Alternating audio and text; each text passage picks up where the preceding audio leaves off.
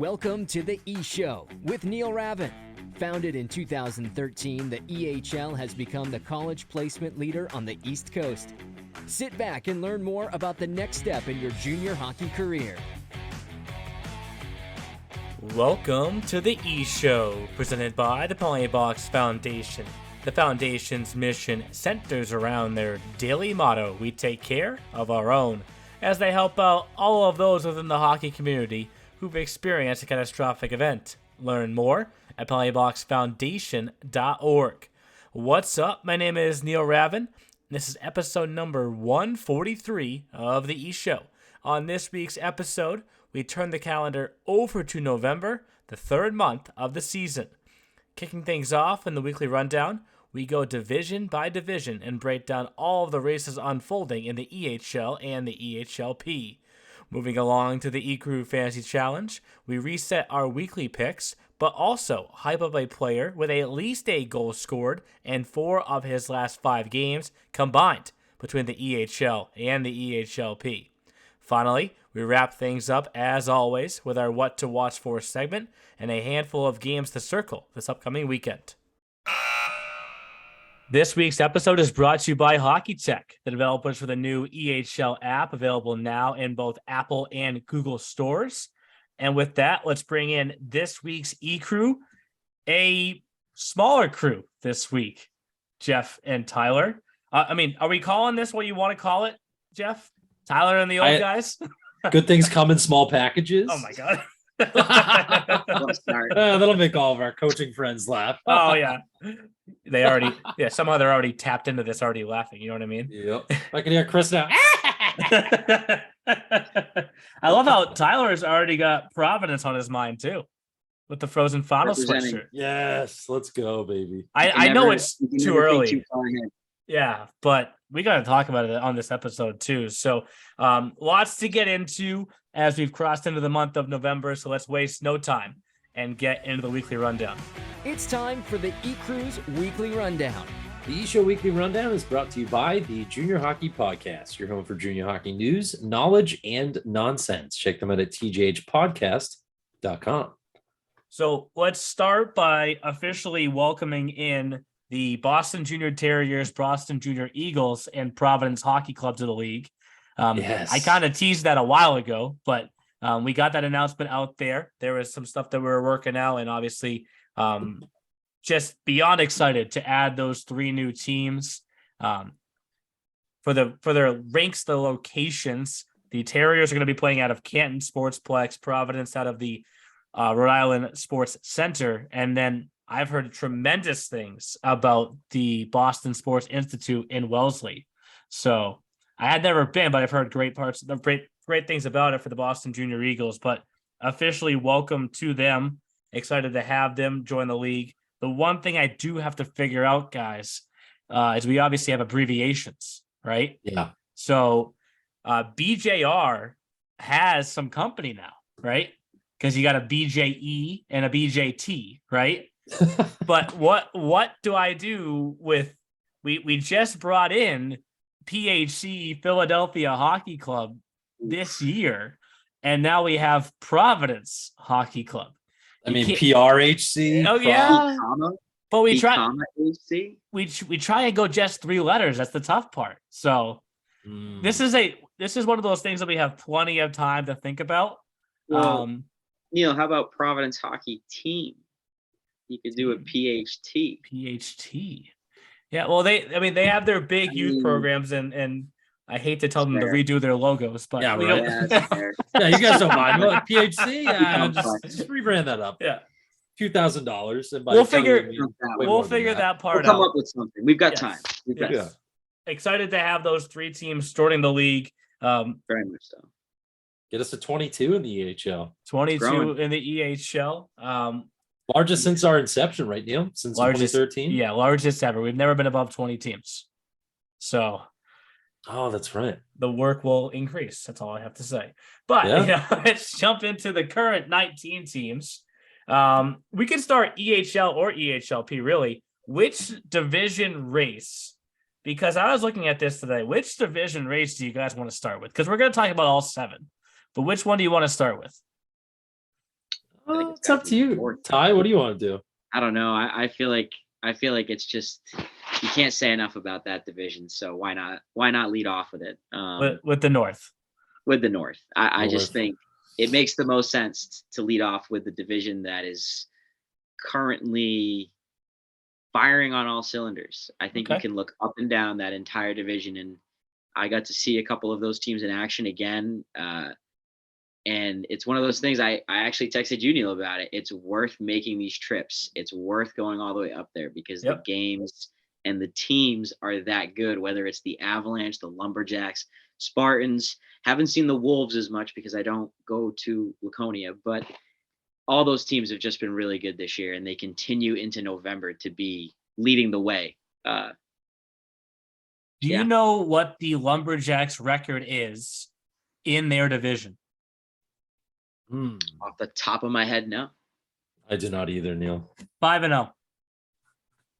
They're 5-0 in their division. They've beat. I was gonna bring this up when we talk about the South because there's another team I want to talk about that's beating everyone in their division. And this I is think good. We'll roll I back think to it. I think that's what makes it impressive, right? They're Yeah. 5-0 in the division. The Seacoast Spartans in their division, 0-4. Ooh, I would say they've lost the Lumberjacks 3 out of those 4. Twice. Yep. At Or least. twice. Correct. That was three, right? Three times, Yeah. and then one loss to the Wolves on opening day, or their opening day, I should say, a shutout. So that means that outside of the division, the Spartans are 8-0. They have a perfect record. You know what the Lumberjacks are outside of the division? Ooh, I'm gonna have to say they're gonna be opposite. 4-4. Ooh, I'm middling. so confused, and this is no shot at the Railers, right? But I was gonna say the Railers beat them twice. are 2 of those losses. The Railers Yeah. have owned the Lumberjacks. Yeah, The and Railers they're still figure. and the Railers are right now.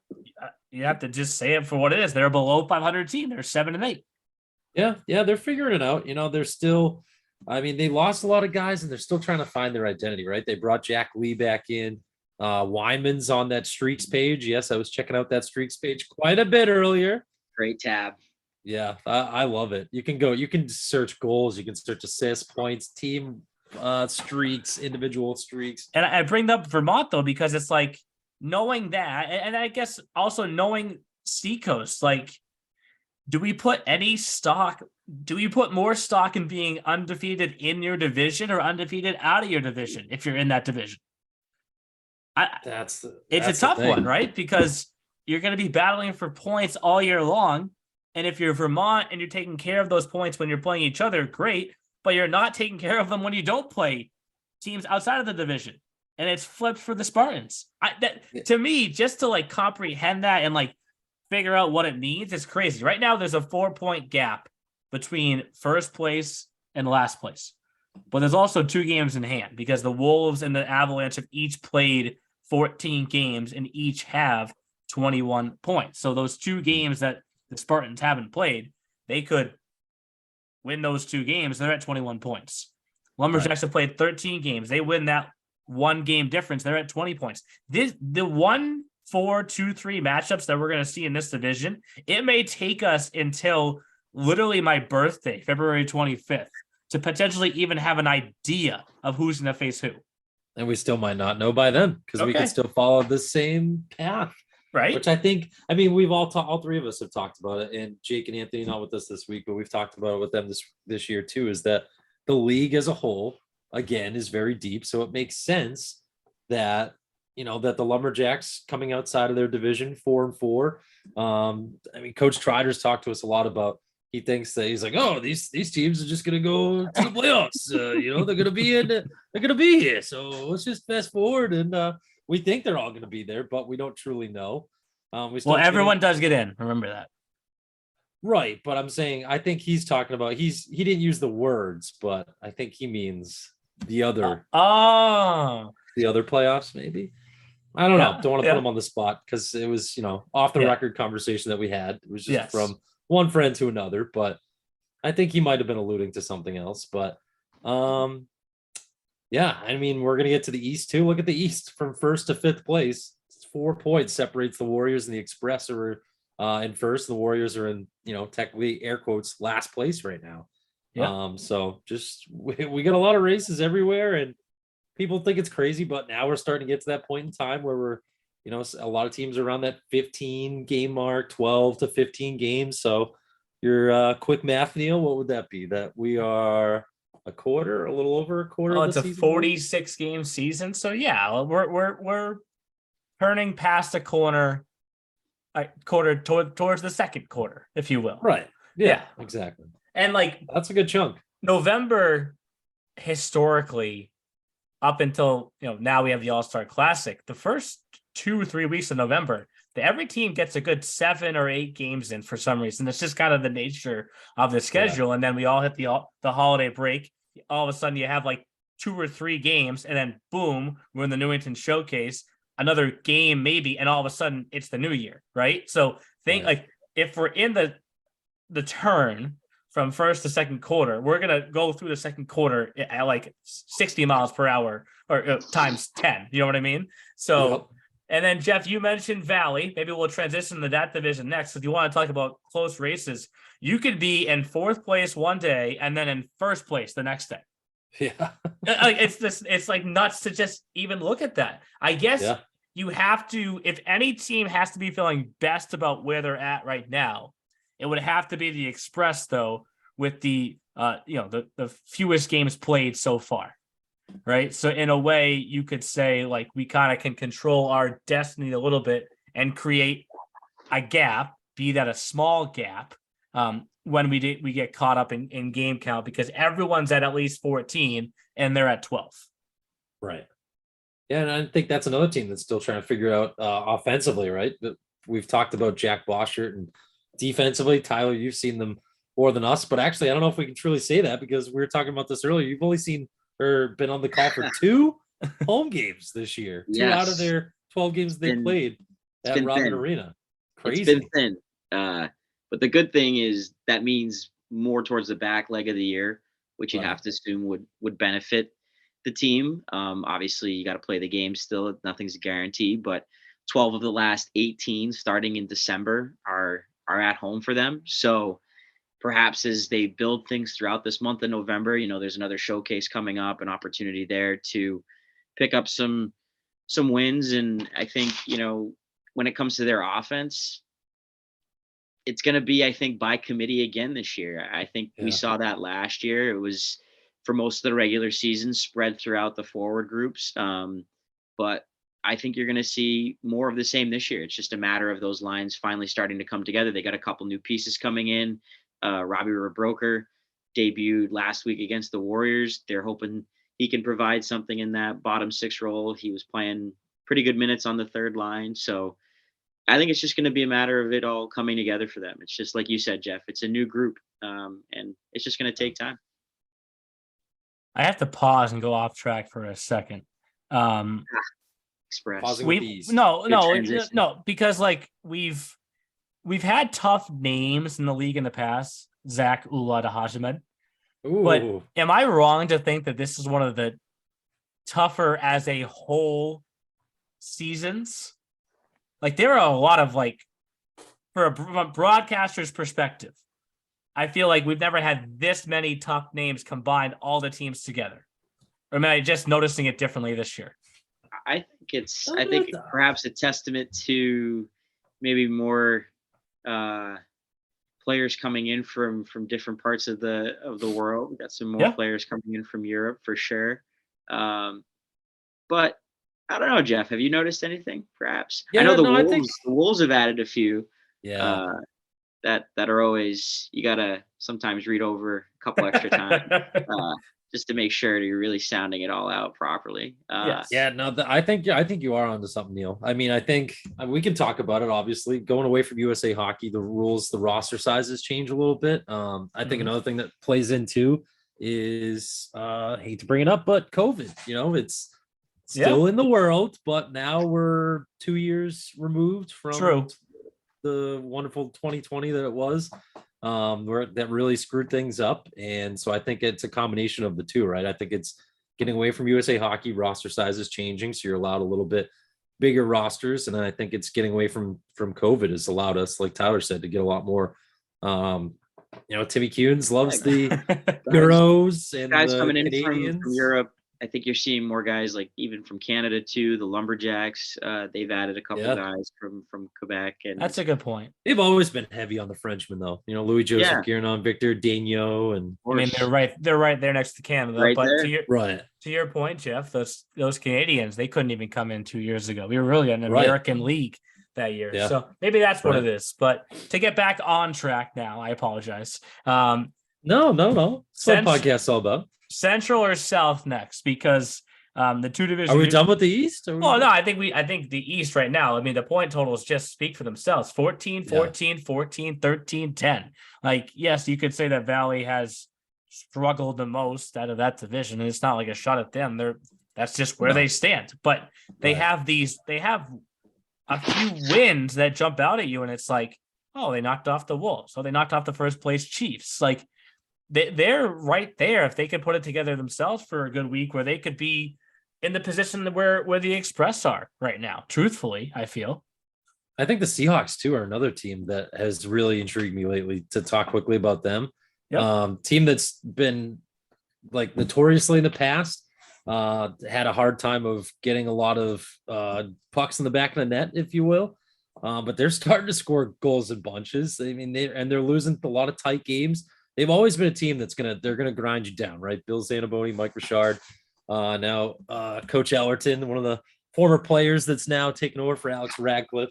I mean, they are always going to grind you down. They're always going to have good goaltending and solid D. But Cade Herrera, we're going to talk about fantasy later, has goals in every game since becoming a man down on the Cape. Had 4 goals in that debut, and then has scored 3 goals in 3 games after that. So he's got 7 goals.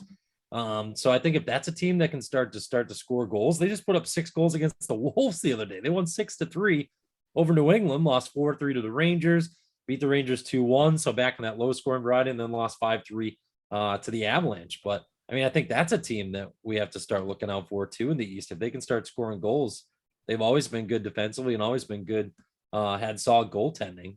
Maybe we got to watch out for the boys in the Cape. Won 4 of 7. Since Tyler's infamous 20-something goal day. when you get to the Avalanche. Hey, 5-3 today, I think is what you said, Jeff. So, I mean, look, the Seahawks have some good players. And I mean, Scott McManus comes to mind right off the bat. And if you can kind of give him some help and give him some more outlets offensively, someone else to help shoulder that load offensively, because like you said, Jeff, that's sort of their Achilles heel is they struggle to put the puck in the back of the net. Right. The goaltending has seemed to right itself of late with the wins 4 out of 7, but if they can keep the goal scoring up as well, that's going to be huge for them, because that's something they've lacked. And it's a division where it's so close, and it could come down to a matter of a few extra goals and a few extra points. For sure. To the Central we go, Neil? Just one more point with the East. Craziest record in the league. East Coast Wizards 5-6-4. Oh my God. Yeah. Love OT. Love that overtime. Corey Felitti and the boys. Craziest record in the league. Where'd you want to go, Jeff? Probably Central, right? Stay symmetrical. Chiefs have gone through we'll call it a 2-week struggle. It's a lull. A lull for sure, which has kind of opened things back up a little bit. Are we sleeping on a team like the Apple Corps right now? Feels like every time I check in, it's either, they grab a point in overtime or a shootout, or they win a hockey game. Coming off a sweep of Rhode Island. You just said it, Neil. That was a big series. I actually talked about that series on the call of the Avalanche game against Hockey Club Rhode Island, because it was on the horizon, and for both teams, big points. And I think for the Apple Corps, the fact that you get all 4 out of that, I mean, that's going to really help your case in the Central, especially since the Railers have also picked up a few wins as well, a couple points. Chiefs still have that cushion. It's still but you're starting to see it get closed upon now. And I think it's going to be interesting, because if they can't get out of this funk that they're in, they're going to see this cushion that it was at one point 7-8 points. It's crazy. Now it's shrinking down to 5, and soon it could be 2, and then it could be even. And next thing you know, you're out of first place. That was the biggest cushion in any of the divisions so far this season, too. Now, definitely early.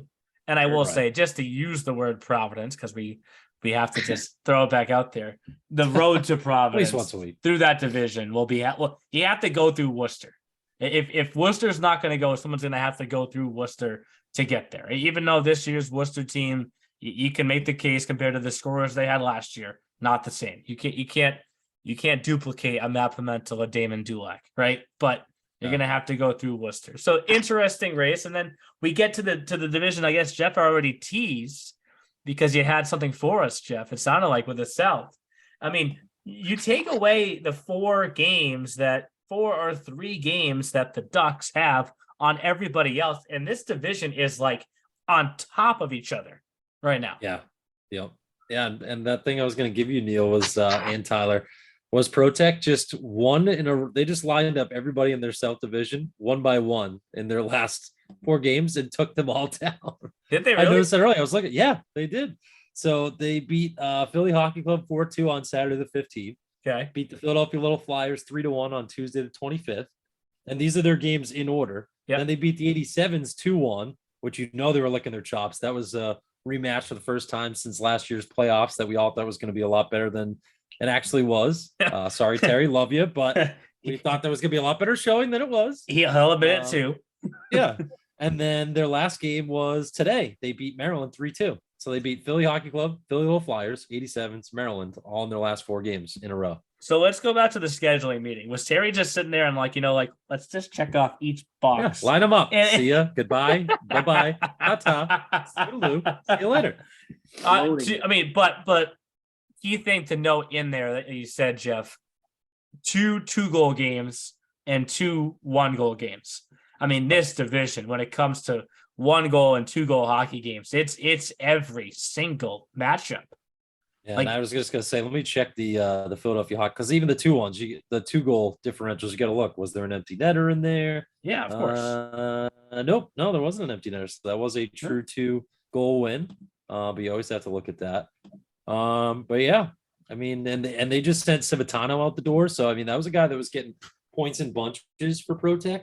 So for them to be able to be confident to get rid of someone like that and then still be able to, keep on clicking, they were doing a good job. Nick Abear, is that what the proper pronunciation? I think he said Abear, like it's a V. Abear. Yes. The B is a V. That's right. You introduced that last week. But Civitano got a chance to go back to his home state, which is Connecticut. So, yeah. But as you mentioned, Jeff, like they went through their own little lull. So kind of shifting or mixing things up by moving your captain and then bringing in the best first name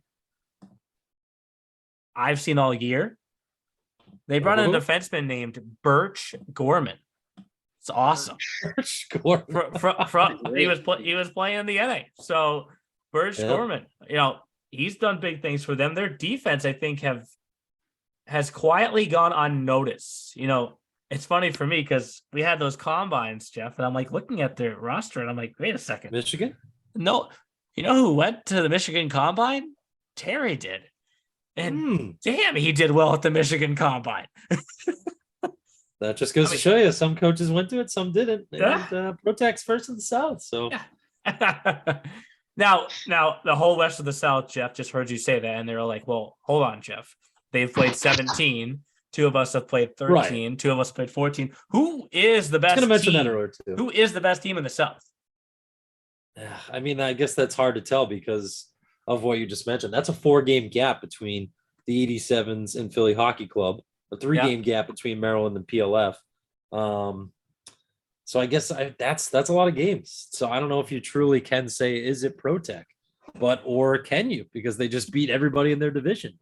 And they're kind of doing it, like we said, in all sorts of different ways. I mean, they are one of the top teams as far as goals scored on the season. They're third in the entire EHL right now, behind the Wolves and the Avalanche. So they're +3 differential, giving up 48 goals. I think maybe they do miss Tristan Fatadad a little more than they think. I know they've had some good goaltending, solid goaltending, but Fatadad and Miller were good last year, and I don't know. I mean, Casper, I know, is one of their goaltenders this year. Aiden Casper. And then Giroux, Alexis Giroux.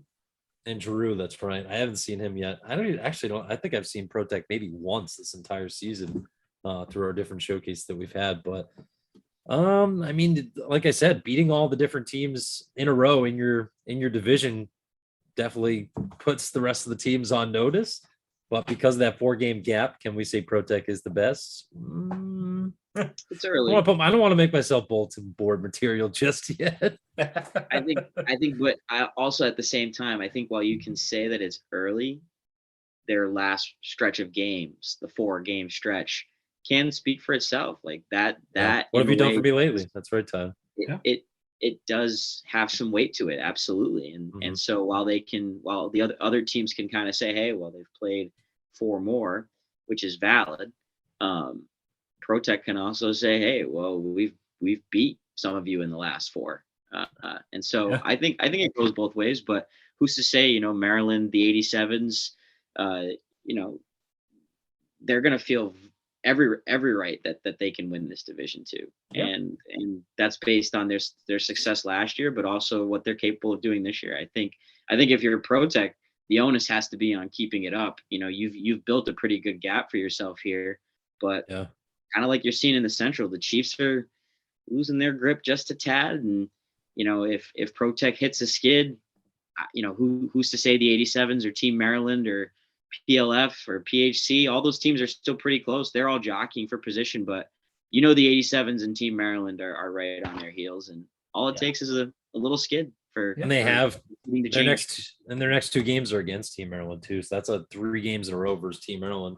You just got the better of them. The Josh Fusco and the Team Maryland guys are definitely going to be licking their chops. And actually, something exciting too. We've talked about it on the E-Show this year about the PA Huntsmen being the minor league affiliate, if you will, the EHLP for Team Maryland. I just saw Ryan Arendes on our transactions page got called up to Team Maryland. And Ben Watson. Oh, and Ben Watson. I missed that. So I saw Arendes, who's leading our EHLP in total points. So he gets called up to Team Maryland. Good for him. Congratulations to Arendes. Using the transaction page. Yeah, buddy. Oh, Jeff is just crushing league new stats provided this year. He is just loving the different elements that it brings with us. But great transition, Jeff, because if there's anybody that I want to talk about in the EHLP, it is the PA Huntsmen and that South Division. Because, yes, they won their very first game of the season, then lost their next 2 games of the September showcase. Since then, quick math in my head, they've won 10 games. They've won 10 games and lost 2, one of which is in overtime. So you can make the case that since the first showcase of the season, as the time has progressed, nobody has become more anxious than the PA Huntsmen have become to get to the next showcase. Because when it comes to the EHL, you're obviously playing a lot in your division, but there is some crossover because of where the teams fall in the footprint, right? When it comes to the EHLP, you really, outside of showcases, can't cross over that much. The lines are just that much more clearly divided. So for the Huntsmen, I'm sure that they're proud of the fact that in October they went 9-1-1. I mean, that's nearly perfect, right? But you could say that that 0-1-1 was against Adirondack, a team from the New England division, right? So you took care of business in your division, which is why you're in first place. But the next chance to prove yourself, really prove yourself out of the division, comes at the showcase. So you have to Seahawks and Warriors. I think, and Avalanche too, right? Or did I look at the schedule wrong? Oh, do they have the Avalanche too? You're right. No, you're right. Friday. Yeah, Friday, Saturday, Sunday. Like, That's a nice. You little- have to think that they're looking at that and saying, like, I know they still have Union one time before then, and you don't want to look past in your division, but like Yeah. they have got to be anxious as hell about it. Yeah. About just Oh, no, getting I'm there sure. already. Yeah, no, I'm sure they are, Neil. That's a good point because, like we said, the last time I saw the PA Huntsman very different was at the Worcester Showcase, after fresh off their win over the Wolves, and then, like I said, I think I'm the bad luck charm. So hopefully, I don't have any of their games coming at the showcase because their next two games, Joe Sindoni joined me, and they lost both of them. So, Blaze Kilroy, I will stay away from your PA Huntsman. I promise you. At the next showcase, how's that sound? Get that guy off the microphone. Nope, get him out. Nope. You're- In all you're my far years, from I'm sure bad luck, Tyler, Jeff. or both Trust of us, me. all three of us have been joked around with the other coaches about being a bad luck charm. I think it was It's Corey true. Felidi was teased me a couple of times at the edge when I filled in for you, Neil. Oh no, you're calling it today, Jeff? I think we're Ryan McGrath. I think I had a good jinx on the Warriors for a little while last year, so it's all right. Little But- voodoo. I can But handle just it. like Pro Tech in the South and the EHL, the Huntsmen have played 2 more games than the next closest team in game count, which you could say right behind them. 2 games in game count, 4 points, 87. So I know I asked Anthony this before. It does feel a little bit like we're on a crash course for a Huntsman 87's Mid-Atlantic Finals with a trip to the to Providence on the line. And then you go to the Boston division, work up from there. The Rangers finally have that first regulation loss. And this Seahawks, if there's any team that you could say, who the hell are they? It's the Seahawks EHLP team. It just feels like up and down and up and down, and then 2 wins against the Rangers and Avalanche. I mean, Tyler, you called a 9-6 game. 9-6. Who are the Seahawks at the EHLP level? I have And- no and Neil, idea. Mike Richard furthermore- asks the same question when he walks in. a footnote, a footnote on that 9-6 game too, which just really can't be forgotten, was that at one point the game was 8-1, Yes. and it was shaved down to 8-6. And for just a second, I really thought that a team was going to surrender an 8-1 lead, and obviously that didn't happen. But I agree, Neil. When it comes to the EHLP, they're really a dark horse team. Like, you just don't know which version's going to show up. Right. Atticus Bean, that's an important man for the Seahawks Hockey Club P team. Got called up for an EHL game, but he's third in the EHLP in points right now. Yep. Little preview of something that might be going on later. Very interesting division.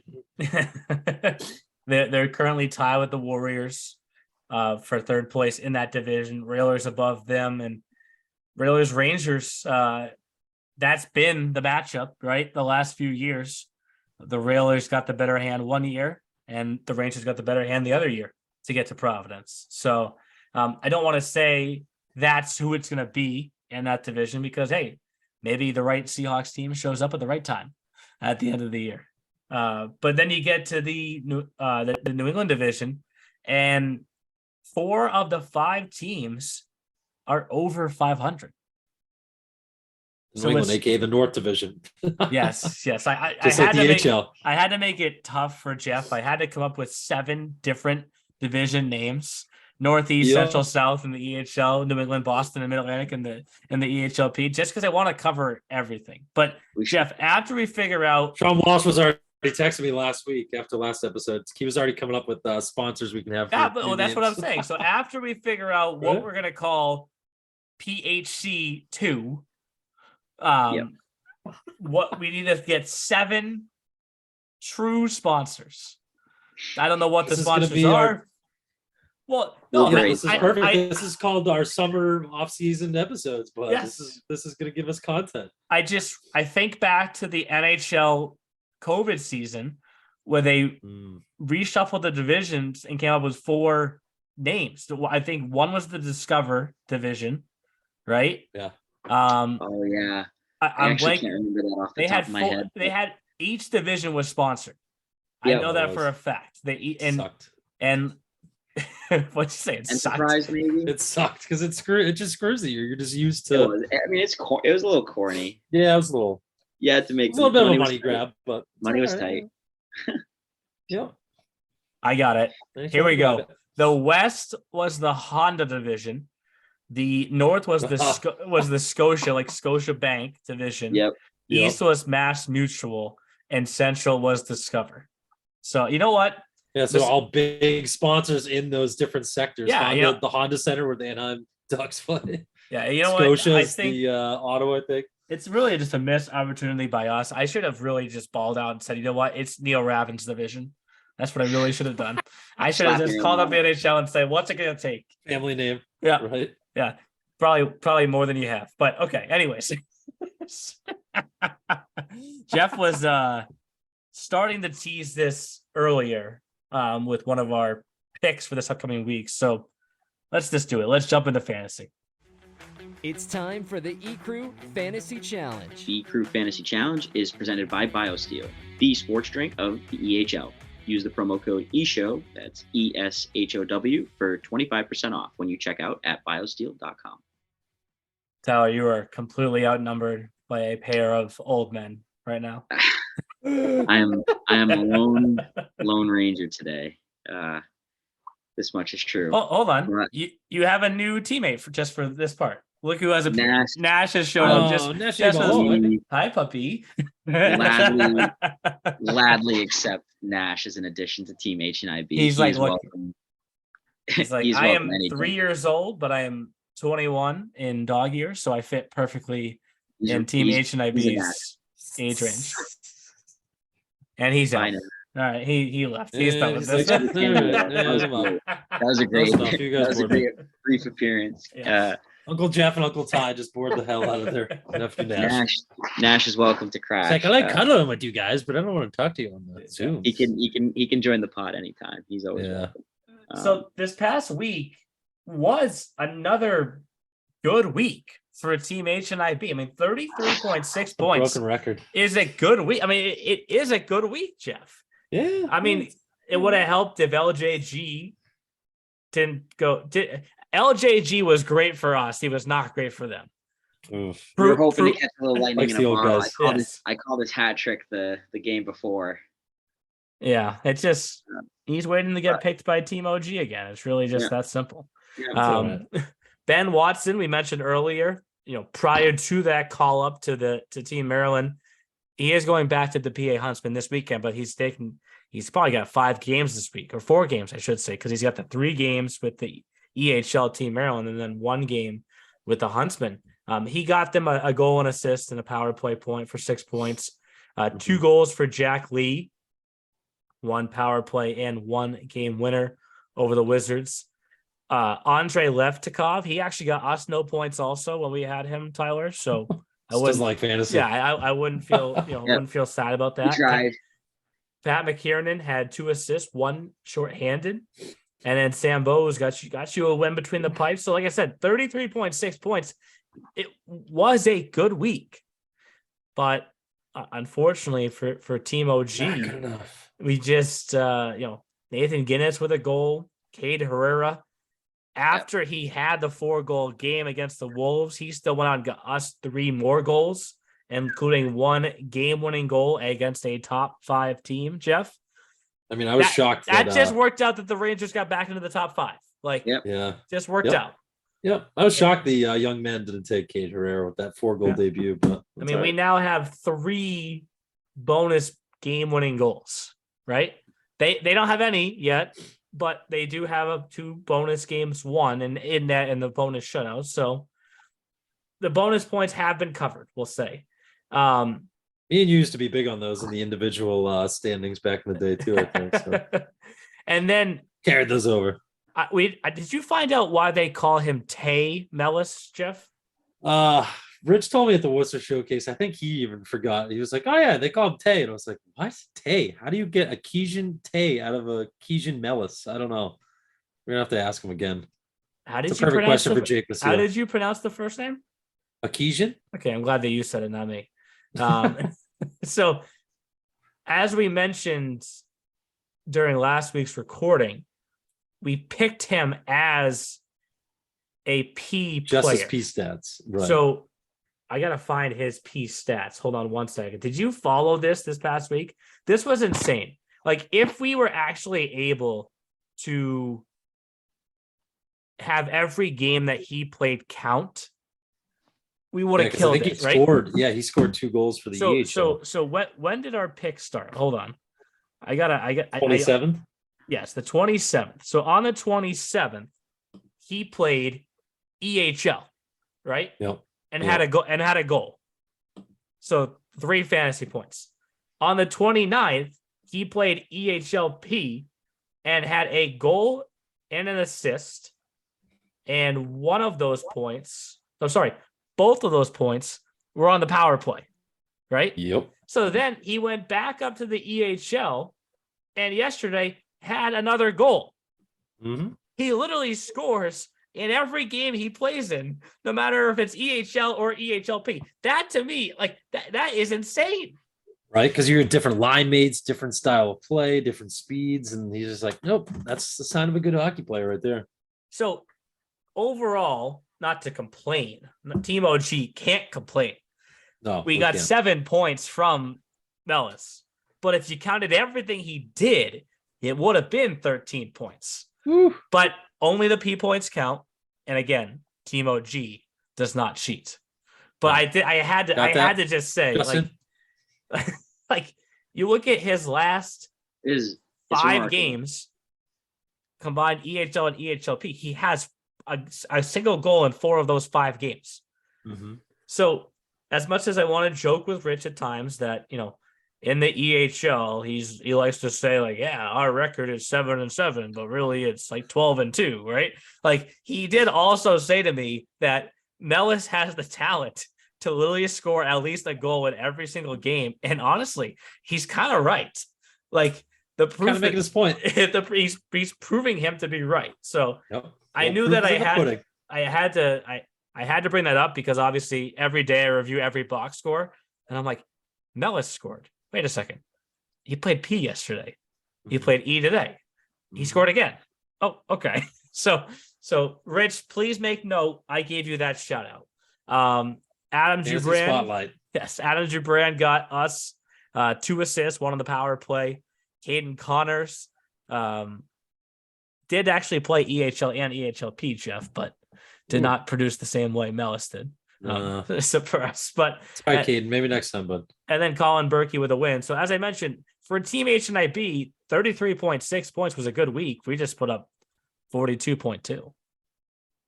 So Team OG is, like I said before, we're just either using everything we have in the tank right now, and we're gonna come to a crashing halt at some point, or we are just this is like a retirement campaign season, and we are just like really hitting that farewell tour hard. Woo. Hey, your dad, not DMD Ravin, but your other father, Tom Brady, needs to get on that same train then, bud. Yeah, it's a whole nother episode, Jeff. But Tyler, let's hear what Team HNIB came up with for the final week before the November showcase. So we are going to start with the South Division, and we're going to start with the team that is currently on a rip right now in the South Division, and we're going to go with Nick Aver. Yes, Ducks. Nailed it. He's having a great season for them. He's been an offensive catalyst for them. They've got a big stretch of games still to come, and we're hoping that he's going to produce over that stretch. And sticking with the South, we are going to hop onto the other side of that battle with ProTech, and we're going to go over to Team Maryland, and we're going to pluck forward Tommy Tracy for this week. Again, another solid offensive player, a player who's in the mix for them always. And we think that's a good head-to-head matchup there in the South Division. We're really excited to see how those guys and how those teams fare. And then to round out the forwards, we're going to go with the Express Hockey Club, who have a pair of games coming up this weekend. And we're going to go with Christian Hownitz. He's their leading goal scorer. He's been off looking to get back on the score sheet. been a couple games. The offense went a little cold there, but they got 3 their last time out, and they've got Hockey Club Rhode Island up next, followed by BJR. So opportunity there, back-to-back games. Have a feeling if the Express are going to win and get points, he's going to be a factor. So hoping for some offense there. And he was a college all-star rep too. So Yep. shout out to him for that. Count it. Now for the Blue Liners. This was a defender that Team OG picked a few weeks ago, and we're hoping it's going to work out for us. We're going to go with Big Merrick Herta from the New England Wolves. Player that start copying us. That's a good idea.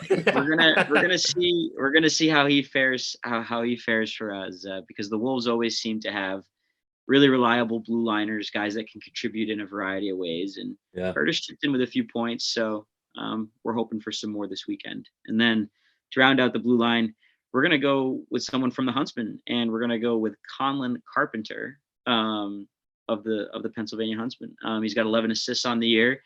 He had a 4-point game recently. So he's been contributing from the back end. The Huntsmen have been racking up the goals. They've got 67 on the year. And yeah, he's a player that's contributed to their success. And that is gonna round out our blue line. And to fill in the net, we are gonna go with Nicholas Hansen from the Philadelphia Hockey Club, the first PHC 1.0. Jeff, you want to read ours? Should I lead us off? Yeah, go ahead. All right. So another week, another batch of old guy picks. Here we go. 1 week, we're just gonna have to do them all in our old man voice too, Neil. Jackson Collins is our forward. Yes. Jackson Collins is our forward. There's no joking aside there. He's Okay. got 18 points in 13. He's got 18 points in 13 games. So he added a goal and an assist today. Well done, Jackson, because he had 2 in 15 earlier. So it looks like he added a goal and assist today. Well done, sir. So he's going to be one of our forwards. Then we're going to go with the Max of the Preo Max line, as I coined them a few weeks ago. Kenny Maxwell, who hasn't been picked yet. Sorry, Kenny. You deserve to be picked. You deserve to have been picked sooner than this. Sorry we didn't call your name earlier, but 15 points in 12 games for Mr. Kenny Maxwell, the Middletown, New Jersey native who calls Seacoast his home. Only has 1 power play goal. No shorties. Does have a game winner, though. So 6 of those are goals, 9 of those assists for those 15 points for Kenny Maxwell. And then our other forward spot, we're going to the EHLP.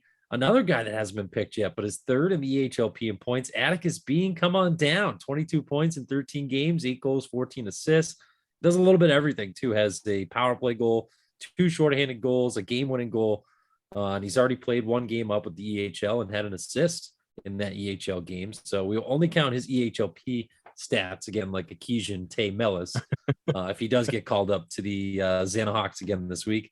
Then we're going to go with Jake Costa on the back end.